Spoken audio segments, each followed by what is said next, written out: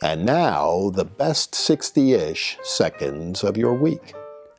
And this week we got a new Speaker of the House, the 56th Speaker, second in line of succession to the presidency. And Mike Johnson, a congressman from Louisiana, was the unanimous choice of Republicans in the House, finally, to become Speaker, after Representatives Emmer and Scalise and Jordan all were nominated by the caucus but couldn't muster the votes to win on the floor.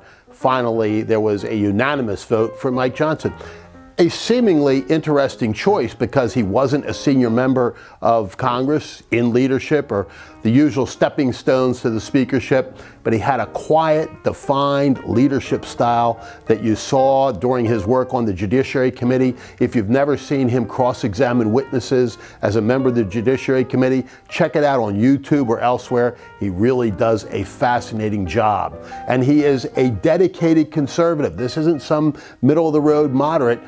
Mike Johnson is a movement conservative, has been from the start, makes no apologies for his views and his ideology, and yet is able to work with folks of different persuasions to get things done. So I have very high hopes for Mike Johnson and his speakership. And of course, the first piece of legislation he put before the House was a resolution supporting Israel and condemning Hamas. And as you might have expected, there were a handful of votes against that bill.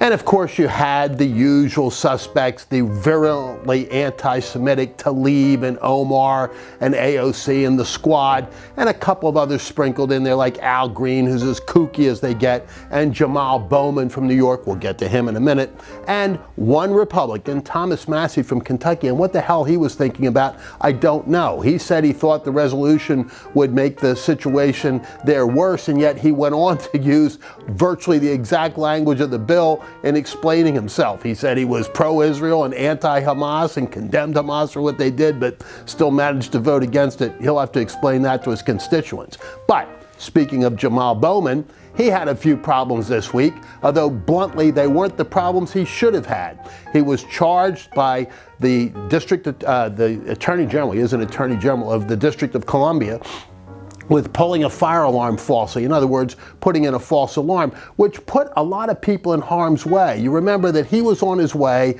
to a key vote on the budget, and he didn't want the vote to take place, so he yanks the fire alarm, disrupting the business of the Congress, putting a lot of people in harm's way potentially, creating a scare, some might even call it a panic, and he's able to work out a deal where he gets a $1,000 fine, has to write a letter of apology, and ultimately, in an ARD type of fashion, gets the charges dismissed. Now, whether or not he'll be charged federally, which he still could be, is another question altogether. But you and I have got to ask ourselves, what would happen if Jamaal Bowman was a Republican? And we know the answer to that. There would not be a slap on the wrist given for that kind of outrageous conduct, because he said, oh, you know, I meant to do that, you know, I couldn't get out the door and I was in a hurry and all this nonsense. But then the video, which is ever present there, proved his story to be a lie. So what's going to be fascinating is going to be the allocution that has to come, because he does enter a guilty plea here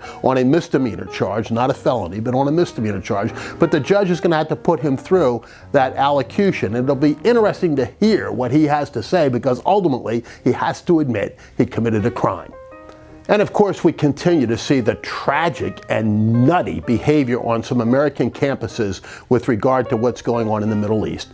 The rising anti-Semitism out in the open now in so many places is really horrifying. You know, Jews make up about 2% of the American population, and yet by every reckoning, they are the victims of over half of the so-called hate crimes here in America. Think about that. Over 50% of the hate crimes committed against a very tiny segment of the population. And who are the perpetrators of those crimes?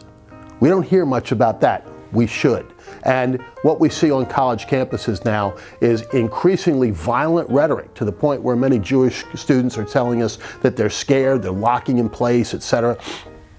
This has to end, and the college presidents need to be held accountable for what they're allowing to go on their campuses. And thankfully, some folks are fighting back. Major donors to Columbia, for example, are saying, you're not getting any more money until you stop this nonsense.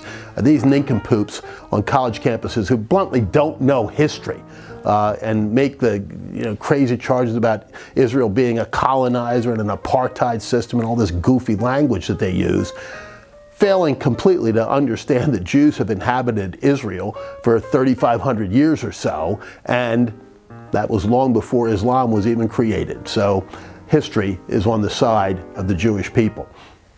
And on one really tragic note, I may have jinxed the Phillies last week. I told you that not wearing that jersey was a problem. And the Phillies, how in the hell they were able to do that is beyond me. So awful. Reminiscent of 1964, they managed to lose 4 out of 5 to the Diamondbacks, including 2 at home, where they have been virtually invincible, undefeated in National League playoffs over the course of the past couple of seasons until they got to games 6 and 7 against the Diamondbacks, and ultimately get knocked out of the pennant race and the opportunity to go to the World Series for the 2nd straight season. My heart breaks. But for now, that is the best 60-ish seconds of your week.